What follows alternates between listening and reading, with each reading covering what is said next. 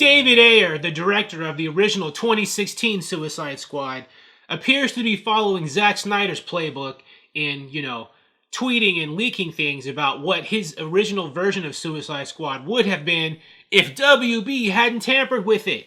I mean, he hasn't come out and said that, but I think it's pretty obvious that's what he's up to, right? And I don't have any problems with that. But in a big revelation recently, he said that the first 40 minutes of his original Suicide Squad was chopped up.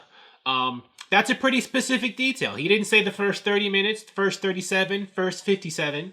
It was the first 40. And I'll bet that's not all of it. I mean, I'm pretty sure his Suicide Squad was rearranged a lot. I think he also said another tweet that, some of the stuff, there had to be new scenes written. Jeff Johns wrote some new stuff in a portion of the movie, and David Ayer had to film that.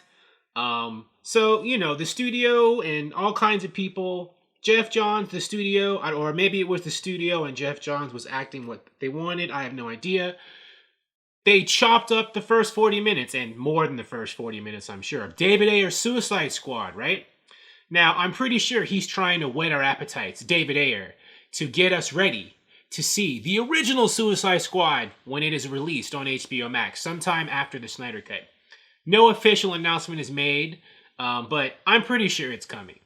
I think if Warner Media and AT&T see that the Snyder Cut does well on HBO Max next year, one of the next things they'll announce is David Ayer's Suicide Squad cut. And I think we're all going to be just as excited to see that as the Snyder Cut. I am. I'm excited to see the Snyder Cut, but I'm more excited to see David Ayer's Suicide Squad because his was supposed to be a lot more serious and I think darker than the theatrical version, which tried to lighten it up and, was a rush job, which is why that movie was so choppy. I think that David Ayer's Suicide Squad will be radically different and will have a lot of story beats and character sorts of things that, were completely lost. And we had no hint of those things in the theatrical cut. I think the differences between the theatrical and the director's cut of Suicide Squad will be bigger than the theatrical and director's cut of the Snyder Cut. Just a hunch. I could be totally wrong, but I would not be surprised about that at all.